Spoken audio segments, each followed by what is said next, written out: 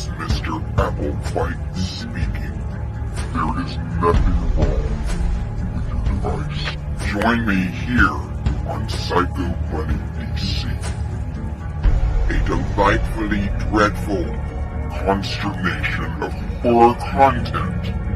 Use your head and free your mind.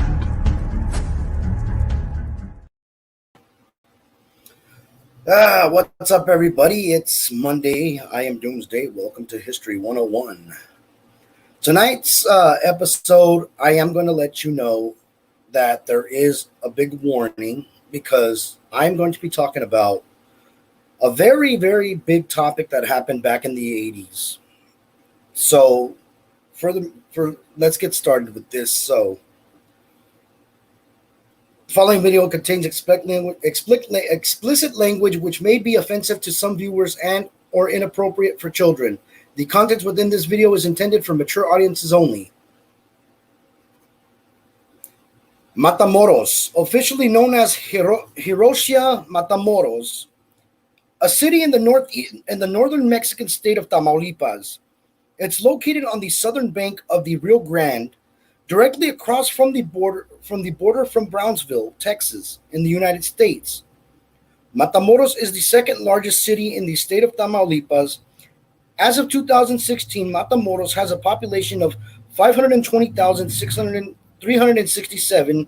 In addition, the Matamoros-Brownsville metropolitan area has population of 1,387,985, making it the fourth largest metropolitan area on the Mexico-U.S. border.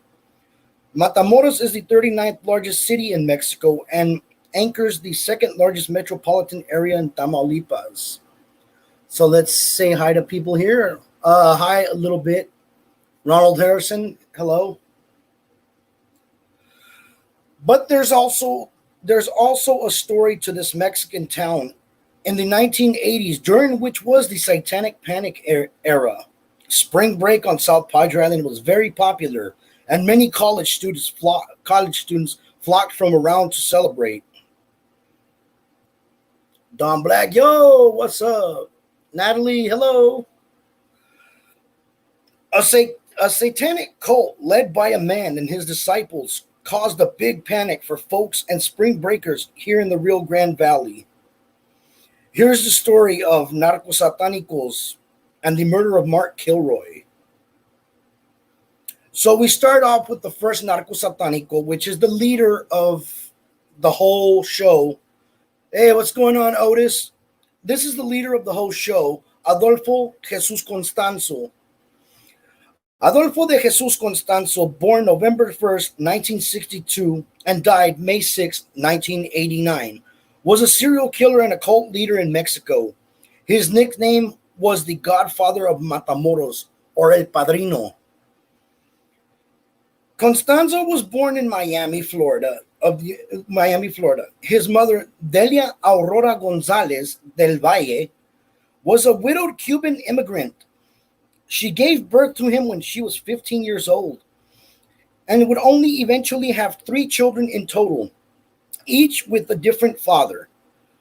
She moved to San Juan, Puerto Rico after her first husband died and remarried. While in San Juan, Constanzo was baptized in the Roman Catholic and served as an altar boy. But he was also influenced by his mother's participation in Palo Mayombe. The family returned to Miami in 1972, and his stepfather died soon after, leaving the family with some money. His mother soon remarried, and his new stepfather was involved in the local drug trade and the occult. Both Constanzo and his mother were arrested several times for petty crimes, such as theft, vandalism, and shoplifting. He graduated from high school, but he dropped out of junior college. His mother believed that he had psychic abilities for supposedly predicting the attempted assassination of Ronald Reagan in 1981. As a teenager, he befriended a Haitian Palo Mayombe priest who taught him the skills necessary to be a drug dealer and a con artist, training him for a career profiting from evil. Constanzo visited Mexico City in 1983 supporting himself as a tarot card reader. There, he recruited two younger men, Martin Quintana Rodriguez and Omar Chuy Orrea Ochoa, to be his servants, lovers, and disciples. Constanzo returned to Miami shortly thereafter, but he moved back to Mexico City in mid-1984. Over the next few years, was the leader of a full-fledged cult with drug dealers, musicians, even police officers under his command. The cult, based in Matamoros, Tamaulipas, on the U.S.-Mexico border, sold drugs, held high-price occult ceremonies, and by at least 1987, murdered people for use in human sacrifices. These victims fell along with the cult's rivals in dealing drugs. So, let's see what's in the comments here. Give me a second. I'm clearing some stuff out here. Okay. When an American tourist, 21-year-old Mark James Kilroy, disappeared in Matamoros during spring break of 1989, and there are pictures of Mark Kilroy, if you want to show them, Frank. See, that's Mark Kilroy right there. Mark Kilroy disappeared in Matamoros during spring break of 1989. Local police, facing pressures from Texas authorities, began the search for him. They discovered Constanzo's cult quite by accident in an unrelated drug investigation. And after arresting some of the members, quickly discovered that they were responsible for Kilroy's murder, whose body had been dismembered and burned.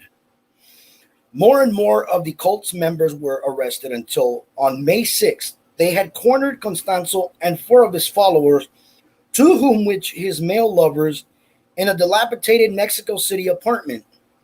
Determined not to go to prison, Constanzo ordered one of the disciples to shoot him and Quintana Rodriguez. They both were dead on the scene when the police finally broke in.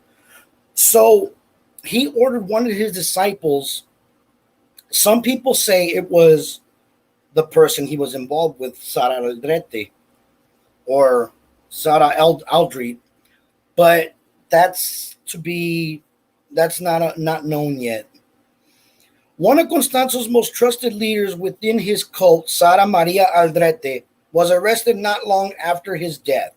She was sentenced to a total of 68 years in prison for her involvement in the cult and murders. Adolfo de Jesus Constanzo, Miami-born November 1st, 1962, was the son of a teenage Cuban immigrant. He was still an infant when his widowed mother moved to Puerto Rico and acquired a second husband.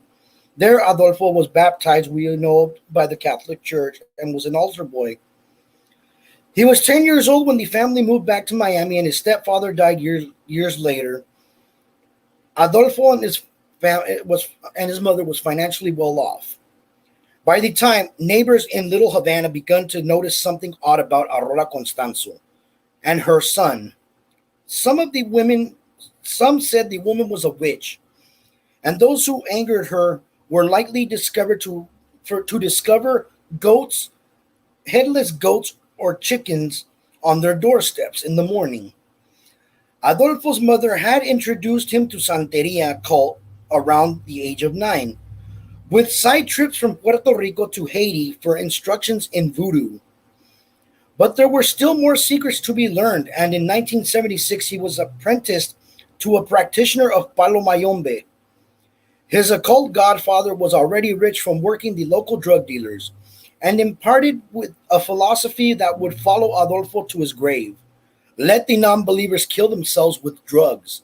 We will profit from their foolishness. Around the same time, Constanzo's mother recalled that her oldest son began displaying psychic powers, scanning the future to predict such events as 1981's shooting of President Ronald Reagan. Be that as it may, Adolfo had problems foretelling his own future, including two 1981 arrests for shoplifting, one involving the theft of a chainsaw. On the side, he had also begun to display bisexual inclinations with a strong preference for male lovers. A modeling assignment took the handsome young sorcerer to Mexico City in 1983, and he spent his free time telling fortunes with tarot cards in the city's infamous Zona Rosa. And if you all haven't seen who Constanzo is, Frank, put that up on there so people can see. That's Adolfo Constanzo right there. So before returning to Miami, Adolfo collected his first Mexican disciples, including Martin Quintana, homosexual psychic George Montes, and Omar Orrea. Obsessed with the occult from age 15, in short order, Constanzo seduced both a young Latino Rodriguez and Orrea, claiming one as his man and the other as his woman. Depending on Adolfo's romantic whim, in mid-1984, Constanzo moved to Mexico City full-time, seeking what his mother called new horizons. He shared quarters with Quintana and Orrea in a strange menage a trois, collecting other followers as his magic reputation spread throughout the city. It was said that Constanzo could read the future, and he also offered limpias, or ritual cleanings, for those who felt that they had been cursed by the enemy. Of course, it all cost money, and Constanzo's journals, recovered after his death, document 31 regular customers, some paying up to $4,500 for a single ceremony. Adolfo established a menu for sacrificial beasts: roosters, going for $6 a head, goats for $30, boa constrictors at $450, adult zebras for $1,100, and African lion cubs listed at $3,100 each. True to the teachings of his Florida mentors, Constanzo went out of his way to charm wealthy drug dealers, helping them schedule shipments and meetings on the basis of his predictions. For a price, he offered magic that would only make dealers and their hitmen invisible to police, bulletproof against their enemies. So, in the comments here, it says, back the truck up, shoplifting with the chainsaw. Yeah, no, he was shoplifting for a chainsaw. He was robbing chainsaws. That's what Constanzo was doing. All right, where was I? Okay. It was all nonsense, of course, but smugglers drawn from Mexican peasant stocks with backgrounds in brujeria were strongly inclined to believe. And according to Constanzo's ledgers, one dealer in Mexico City paid him $40,000 for a magical service rendered over 3 years of time. At those rates, the customers demanded a show, and Constanzo recognized the folly of disappointing men who carried Uzi submachine guns in their armor-plated limousines. Strong medicine required first-rate ingredients, and Adolfo was rolling by mid-1985 when he and 3 of his disciples raided a Mexico City graveyard for human bones to start his own naganga, which is a cauldron. The traditional cauldron of blood employed by practitioners of Palo Mayombe. The rituals and air mysteries surrounding Constanzo were powerful enough to lure across a cross-section of Mexican society. With this clique of disciples, including a physician, a real estate speculator, fashion models, and several transvestite nightclub performers. At first glance, the most particular aspect of Constanzo's new career was the appeal he seemed to have for ranking law enforcement officers. So he hired a lot of law enforcement officers to join him. At least 4 members of the Federal Judicial Police, the FJP, joined Constanzo's cult in Mexico City. One of them, Salvador Garcia, was a commander in charge of the narcotics investigations. Another, Florentino Ventura, retired from the Federales to lead the Mexican branch of Interpol. In a country where bribery, or mordida, permeates all levels of law enforcement, and federal officers sometimes serves as a trigger man for drug smugglers. Corruption is not usual, but devotion of Constanzo's followers ran deeper than cash on his line. In or out of uniform, They worshipped Adolfo as a minor god in his own right. Their living conduit to the spirit world. See, Otis Dredd says, he had a good cult. Well, yeah, he did until he messed it up. In 1986, Florentino Ventura introduced Constanzo to the drug-dealing Calzada family, then one of Mexico's dominant narcotics cartels. Constanzo won the hard-nosed dealers over with his charm and mumbo-jumbo. Profiting immensely from his contacts with the big gang, by early 1987, he was able to pay $60,000 in cash for condominiums in Mexico City, buying himself a fleet of luxury cars that included an $80,000 Mercedes-Benz. When not working magic for the Calzadas or other clients, Adolfo staged scams of his own, once posing as a DEA agent to rip off a coke dealer in Guadalajara, selling the stash through his police contacts for a cool $100,000. At some point in his odyssey from juvenile psychic to high society witch, Constanzo began to feed his Naganga with the offerings of human sacrifice. No final tally for his victims is available, but 23 ritual murders are well documented, and Mexican authorities point to the rash of unsolved mutilations, slayings around Mexico City and elsewhere, suggesting that Constanzo's known victims may only represent the tip of the malignant iceberg. In any case, his willingness to torture and kill total strangers, along with close friends, duly impressed the ruthless drug dealers who remained in his foremost clients.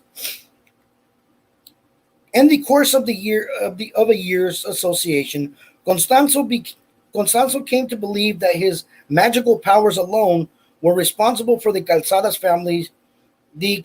family's continued success and survival. In April 1987, he demanded a full partnership in the syndicate and was currently refused, which the Calzadas should have never done that, which I'm going to explain right now. Constanzo seemed to take rejection in stride, but his devious mind was working overtime plotting revenge.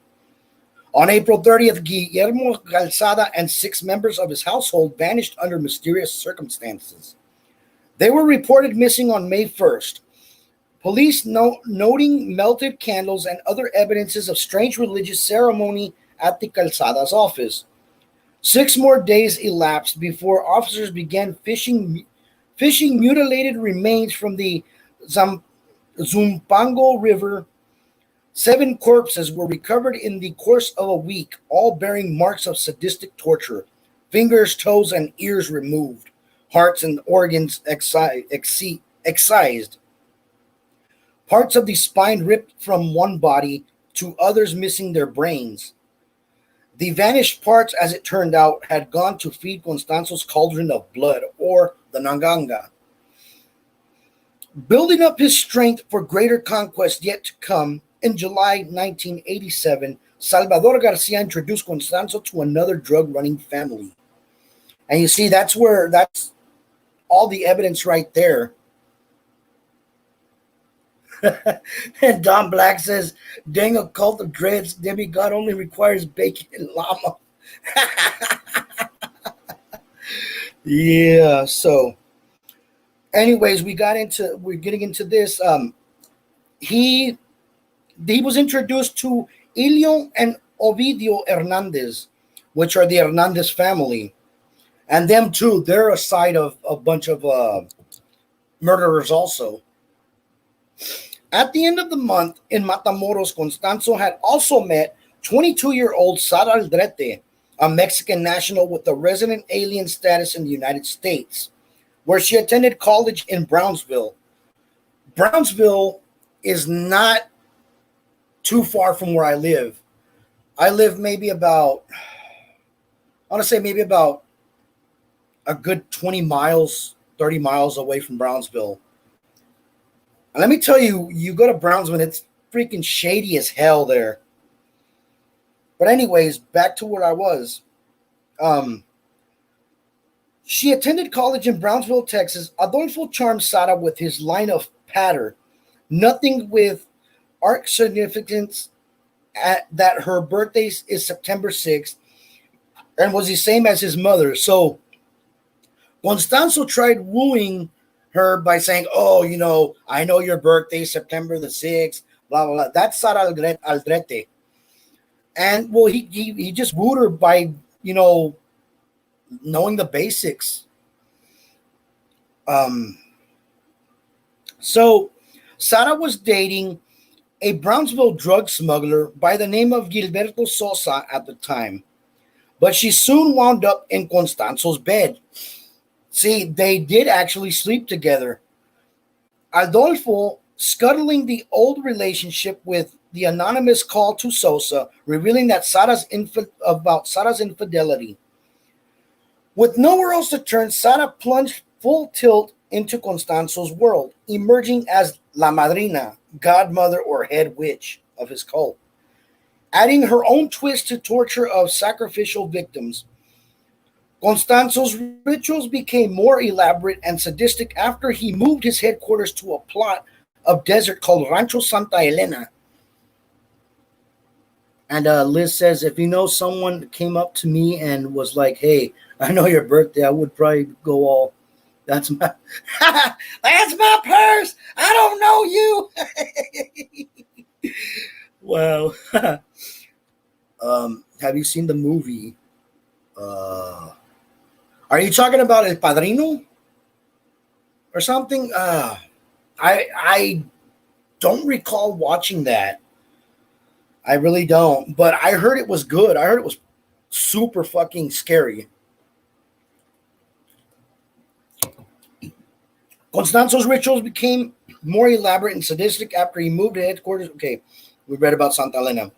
20 miles away from Matamoros, there on May 28, 1988, drug dealer Hector de la Fuente and farmer Moises Castillo were executed by gunfire. But the sacrifice was a disappointment to Constanzo. Back in Mexico City, he directed his drones to dismember a transvestite by the name of Ramon Esquivel and dump his grisly remains on the public street corner. His luck was holding, and Constanzo narrowly escaped when Houston police raided a drug house in June of 1988. So here's where he goes fumbling. Here's where he goes fumbling a lot now, and he starts getting a little bit sloppy on what he does, which is what leads to all the happenings. So, it says his luck was holding, and Constanzo narrowly escaped. Houston police raided a drug house in 1980, seizing numerous items of occult paraphernalia and the city's largest ever shipment of cocaine. Ooh. I think I know somebody that might have benefited from that. But that's another story. On August 12th, Ovidio Hernandez and his 2-year-old son were kidnapped by rival narcotics dealers. The family turning to Constanzo for help because he was the witch, the head witch and whatever. That night, another human sacrifice was staged at Rancho Santa Elena, and the hostages were released unharmed on August 13th. Adolfo claiming full credit for their safe return. His star was rising, and Constanzo barely noticed when Florentino Ventura committed suicide in Mexico City on September 17th, taking his wife and a friend with him in the same burst of gunfire. In November of 1988, Constanzo sacrificed disciple Jorge Gomez, accused of snorting cocaine in direct violation of El Padrino's ban on drug use. So, Constanzo's cult had one rule: don't ever do drugs. Which, don't do it at all. But the thing is that he still was a bad guy. He still did his bullshit. So, anyways, he killed Ovidio. Who did he kill? My bad. He killed Jorge Gomez, A month later, Adolfo's ties with the Hernandez family were cemented with the initiation of Ovidio Hernandez as the full-fledged cultist. Complete with ritual bloodletting and prayers to the Naganga, human sacrifice can also have its practical side. As when competing smuggler Ezequiel Luna was tortured to death at Rancho Santa Elena on February 14th of 1989, two dealers, Ruben Garza and Ernesto Diaz, wandered into the ceremony uninvited and promptly wound up on the menu. So these guys did not take too kindly to strangers. So if you were a stranger and you showed up to one of their ceremonies, you best better pray to God that you don't end up in that cauldron, the Naganga. So conversely, Adolfo sometimes demanded sacrifice on the spur of the moment without rhyme or reason. When he called for fresh meat on February 25th, Ovidio Hernandez gladly joined the hunting party, picking off his own 14-year-old cousin, Jose Garcia, in the heat of the moment. So not only were they getting strangers, they were getting family members of their own, cousins, and stuff. Like, god dang. So on March 13th, 1989, Constanzo sacrificed yet another victim at the ranch. Gravely disappointed when his prey did not scream or plead for mercy in the approved style. Jeez, man, like you even had to please him while he was killing you. What the hell? So, disgruntled, he ordered an angelo for the next ritual, which is where we're going to get into now about what I was talking about. So he ordered an angelo for his ritual, and his minions fanned out with their noses to the ground, abducting 21-year-old Mark Kilroy outside a Matamoros saloon. The sacrifice went well enough, followed 2 weeks later by the butchery of Sara Aldrete's old boyfriend, Gilberto Sosa. But Kilroy's disappearance marked the beginning of the end for Constanzo's homicidal family. A popular pre-med student from Texas, Mark Kilroy was not some peasant, transvestite, or small-time pusher who could disappear without a trace or an investigation into his fate. With family members and Texas politicians turning up the heat, the search for Kilroy rapidly assumed the trapping of an international incident.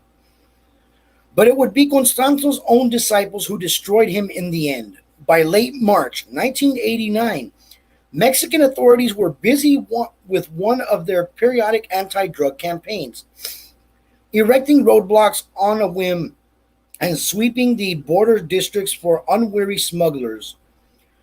On April 1st, Victor Salceda, an ex-cop turned gangster, was sacrificed at the ranch, and the spirit message Constanzo received was optimistic enough for his troops to move a half ton of marijuana, my bad, I didn't mean to say pound, across the border 7 nights later. And then the magic started to unravel. So after all of that stuff, they thought they were these big, invisible, powerful people, and yeah, that was the start of their demise. On April 9th, returning from Brownsville, Texas, meeting with Constanzo, cultist Sefrain Hernandez drove past a police roadblock without stopping. Ignoring the cars that set off in hot pursuit, Hernandez believed El Padrino's line about invisibility, and he seemed surprised when officers trailed him to his destination in Matamoros. Even so, the smuggler was arrogant, inviting police to shoot him, since the bullets would merely bounce off of him. Can you imagine? Just sitting there, hey, shoot me. They ain't going to do nothing to me. That ain't doing nothing. So, They arrested him instead, along with cult member David Martinez, and drove the pair back to Rancho Santa Elena, where the preliminary search turned up marijuana and firearms. Disciples Elio Hernandez and Sergio Martinez stumbled into the net while police were on hand, and all four prisoners were interrogated through the evening. They revealed their tales of black magic, torture, and human sacrifices as perverse kind of pride. Ugh. So let's see here. Oh shit! I guess Dom's in here. Hey Dom, if you're in here. Dom Black says hi, cuz. Okay, so next morning, police returned to the ranch in force, discovering the malodorous shed where Constanzo kept his naganga, brimming with blood and spiders, scorpions, and dead black cat, a turtle shell, bones, deer antlers, and a human brain, which that human brain was actually Mark Kilroy's brain. So that's the first thing they found was the human brains. Captive cult members directed searchers to Constanzo's private cemetery. An excavation began, revealing 15 mutilated corpses by April 16th, and I got the picture there. Those are where the bodies were found. And if you look up on the internet, you can find more pictures of the crime, more graphic pictures of it. If you look it up on the internet, Google it.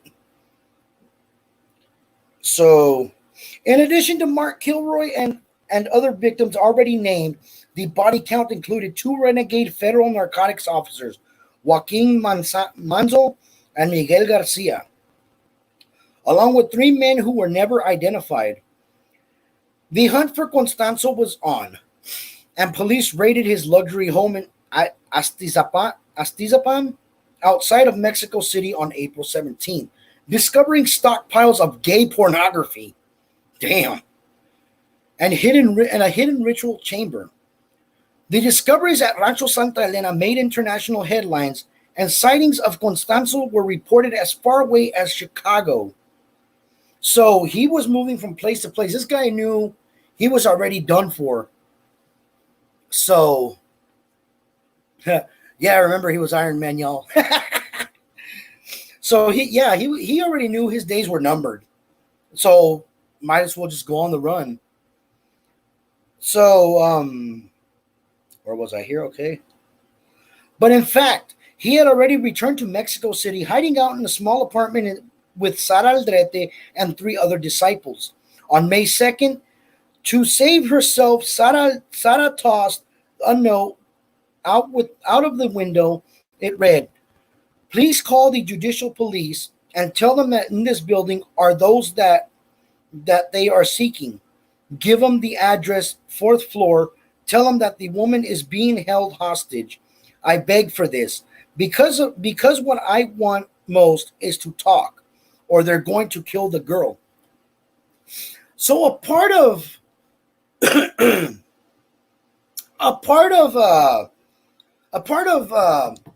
them being captive, being stuck in that apartment building, they kidnapped the little girl, and already Aldrete was having second thoughts about being with them and everything like that. So she started ratting them out. That's why she threw that paper out the window. A passerby found the note and kept it to himself, thinking that it was someone's lame attempt at humor. On May 6th, neighbors called the police to complain of a loud, vulgar argument in Constanzo's apartment. Some say accompanied by gunshots. As a patrolman arrived on the scene, Constanzo opened fire with an Uzi, touching off a 45-minute battle in which miraculously 1 policeman was wounded. So he initially thought that the cops were coming for him because of what he did to Kilroy and all that. But in fact, that cop was just going in for a noise complaint because of the gunshot. That's all he was going in. It had nothing to do with the murders. When Constanzo realized that escape was impossible, he handed his weapon to cultist Alvaro de Leon. Okay, so he handed it to Alvaro, a professional hitman named El Dubi, the Doobie. Yeah, Liz, noise complaint gone wrong. Seriously. Lucy in the sky with diamonds. So, a hitman named El Dubi with bizarre new orders. As El Dubi recalls the scene, he told me to kill him and Martin Quintana. I told him I couldn't do it, but he hit me in the face, threatened me that everything would go bad for me in hell. Then he hugged Martin and he just stood in front of them and shot them with the machine gun.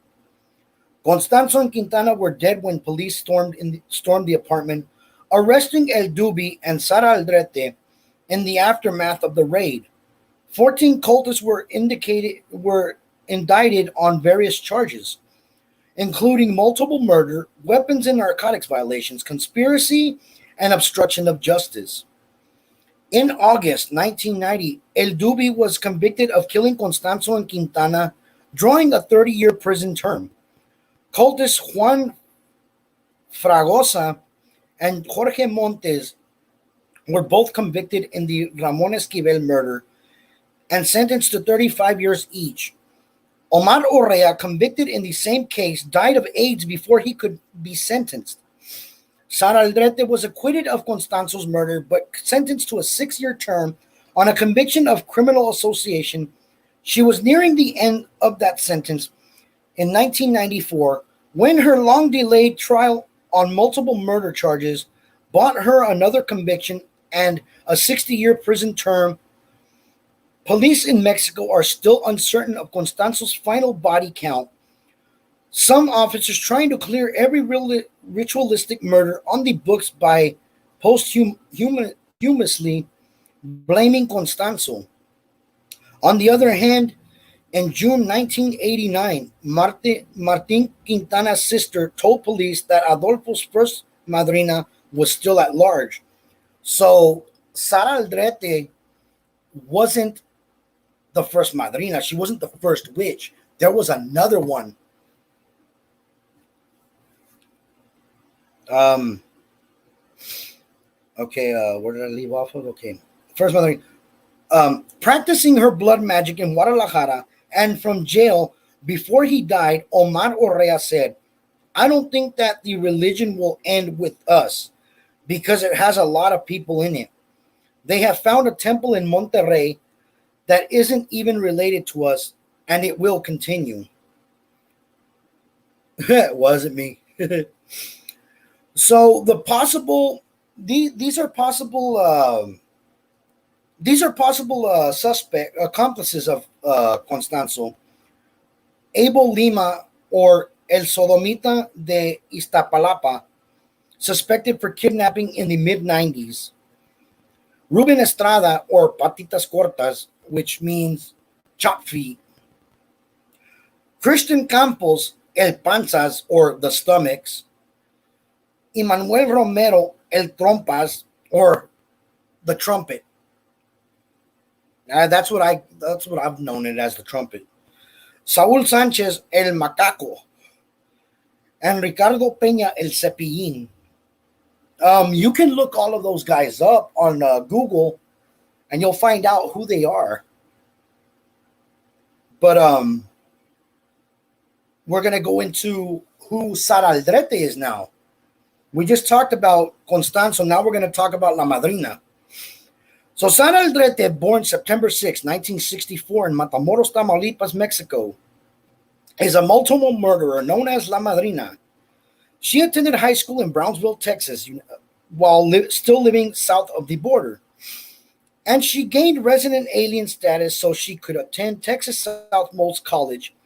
She was known amongst her peers as a good student. She was 6'1", tall, and studied physical education, preparing to transfer to a university to earn her physical education teaching certification. That's when Adolfo Constanzo, Cuban American fortune teller and religious cult leader, introduced her to witchcraft and dark magic. He gave her nickname La Madrina, Spanish for the godmother, and initiated her into his cult, which is a conglomeration of Santeria, Aztec warrior ritual, and Palo Mayombe. Complete with blood sacrifices, Constanzo sexually assaulted and killed drug dealers and used their body parts for religious sacrifice ceremonies in an old warehouse near Matamoros. Many of his victims' body parts were cooked in large pots called the Naganga, which we already saw that. Constanzo made Sara Aldrete second in command of his cult and directed her to supervise his followers while he was out shipping marijuana over the borders in the U.S.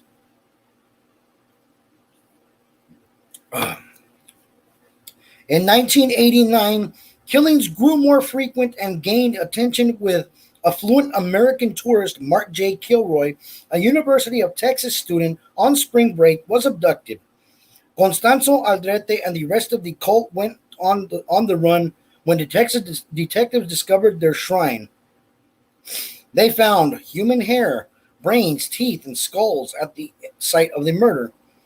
Eventually, police found their hideout in Mexico City on May 6, 1989. After a shootout, Constanzo and one of his accomplices were shot and killed by another member of the cult, apparently at Constanzo's behest. So Natalie says Santeria is interesting stuff for sure. It is, but oh my God, it's freaking scary. I've read books on Santeria, and yeah, I would not want to do such things as what happens there, because a lot of it has to do with black magic in there. I'm sure there's some good, but most people use it for black magic. So, May 11th, 1989. Here's from the news points. The news points of view. Here's from what the Los Angeles Times says. May 11th, 1989. Mexico City. Alleged satanic cult witch Sara Aldrete Villarreal has confessed to the involvement in some of the ritual slayings of 15 people near the U.S. and also exhibits sign of having split personalities, U.S. law enforcement officials said Wednesday. In private, Aldrete loses the charming aspect she exhibits when she faces television cameras and seems to revert to another self, talking in details about the cult's rituals, officials said. So this chick had multiple personalities. Like 1 minute when she's on camera, she's one person, and then another, she's another. I would say that she has 3 personalities. A source at the Mexico City Attorney General's office, who insisted on anonymity, said in an interview, one personality comes out, she faces the camera and denies any involvement in the human slayings. Another emerges when she talks to police, and the third comes out when she talks to herself, the source said. The Houston Chronicle quoted U.S. Customs Agent Oran Neck as saying that Aldrete has confessed to conspiracy and involvement in the killings. Neck, who spent several days in Mexico City assisting investigators, told the paper that Sara had kind of lost touch with reality. Her dual personality is coming up pretty strong right now. When you talk to her without TV cameras, she's pretty truthful. She's giving a lot of data with great detail to investigators. It seems like when the cameras come on, she kind of reverts back to this nice, young, clean cut from Texas Southmost College, Neck said. When the cameras were there, she was real nice. When she was with us, she was the same old bitch, Lieutenant George Gavito, a U.S. investigator who accompanied Neck to Mexico City, said. Aldrete, 24, and 5 other cult members were arrested in a Mexico apartment hideout Saturday afternoon after a shootout with police. Um, so another thing on the tabloid, it said leader in cult slaying ordered own death. Two companions say. So there were a couple of stories, and this one's about this one's the news. The New York Times saying about Constanzo, May 8th, 1989. Leader of a drug smuggling cult that believed to have killed 15 people buried their bodies along the United States-Mexican border, ordered his own killing when the police closed in on him. Two of his companions said today. Adolfo Jesus Constanzo was shot to death Saturday after the police appeared outside the Mexico City apartment building, where he was staying with Sara Aldrete and 5 other suspected cult members. Miss Aldrete, a 24-year-old former honor student at Texas Southmost College, said Mr. Constanzo ordered Alvaro de Leon Vasquez to kill him and his right-hand man, Martin Quintana Rodriguez. Miss Aldrete, who has been described as the witch of the cult, Mr. de Leon Valdez, and 3 others arrested after the shootout were presented to journalists today at the office of Mexico City Attorney General. They stood behind a 3 by 6 foot table bearing confiscated cult items, black clothing, and went crazy, according to them. Mr. de Leon Valdez said that he shot Mr. Constanzo and Mr. Quintana with a machine gun after Mr. Constanzo ordered him to do and hit him when he resisted. He went crazy, supposedly said. When policemen came, Mr. de Leon Valdez said of Mr. Constanzo, he grabbed a bundle of money, threw it, and began shooting out the window. Mr. de Leon Valdez said. He said everything was lost. He recalled Mr. Constanzo saying, no one is going to have this money. Now, giving her recollection of the events, Miss Aldrete said, Mr. Constanzo ordered Mr. de Leon Valdez to kill him because it was the end and he wanted to die with Martin. So, yeah. He did pretty much go crazy after he knew his days were numbered. Miss Aldrete said that she did not see the shooting nor the killing of the 15 people whose bodies were found on the Santa Elena ranch outside of Matamoros along the border in April. She said she did not know about those killings until she saw the news of them on television. Uh-huh. And how does Otis say it? I call bullshit. I know that was complete utter bullshit. He was just trying to get out of shit. Mr. Constanzo and Miss Aldrete are believed to have directed human sacrifices, mutilations, and other rituals involving human organs in the belief that the rites would protect their drug smuggling ring. Mr. de Leon Valdez, 22, said he took part in the killings of Mark Kilroy and a Texas college student and some of the other on the ranch. But he and Miss Aldrete indicated that Mr. Constanzo did most of the killings on the ranch. When asked who killed Mr. Kilroy, Miss Aldrete said, Adolfo. Yeah, what a snitch.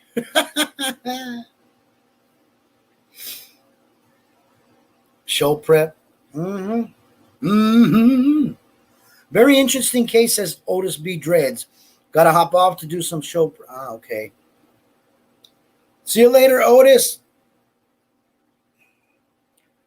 So, appearing calm, Miss Aldrete said she was sorry about the death of Mr. Kilroy and others. If I had known it was like this, I wouldn't have been in it. She said of the cult. Okay, so the question is, why did she even, if she says, if I hadn't known it was like this, I wouldn't have been in it, she said. I thought, didn't she already know what she was getting into when they started killing people? Like, how do you not know that crap? Like, I definitely would, I'd definitely be like, you know what, screw this, I'm bouncing out. I ain't going to be in this bullshit. So that's a bunch of BS that, you know, she didn't know anything about it. She knew. She knew. Mr. Constanzo and Miss Aldrete, missing since first. 12 bodies were uncovered on the ranch on April 11th. Were among the 11 people indicted in the United States. Miss Aldrete, Mr. De Leon Valdez, and others were being held in Mexico on charges including homicide, criminal association, wounding a police agent, and damaged property. An Assistant Attorney General Abraham Polo Uscanga said the bodies of Mr. Constanzo and Mr. Quintana were found slumped inside a closet in the apartment. Their shirts were smeared with blood. Relief expressed in the U.S. Now, if you want to look for that picture of Quintana and Constanzo in the closet, bloodied up, look it up on Google. It's there. I have the picture, but I just can't show it. So, all right, guys. That concludes my broadcast day for today. Don't forget to go follow Roots Bleed Red. Don't forget to follow Psychomantium 13, Psycho Bunny Death Cult. Don't forget to follow Psychic Cindy. Who else? The Sinister Sisters, Genevieve, and guys, give me a clue here. It's Genevieve and who? Hello. Well, it's the Sinister Sisters. I'm not gonna fumble this. Go follow Odd Mother. Jillian. It's Jillian for the Sinister Sisters. Genevieve and Jillian. Go follow Odd Mother. Go follow Beast and Jugs in that metal show. That's right. They're gonna be on Saturdays, right? That the metal show Saturdays. Who else am I missing? Go follow Psychic Cindy. Go and follow Otis B. Dreads. And that's and also go follow Don Black, which is Chiller the Clown. And if I'm missing anybody, I sorely apologize, but I'm very confused with the names.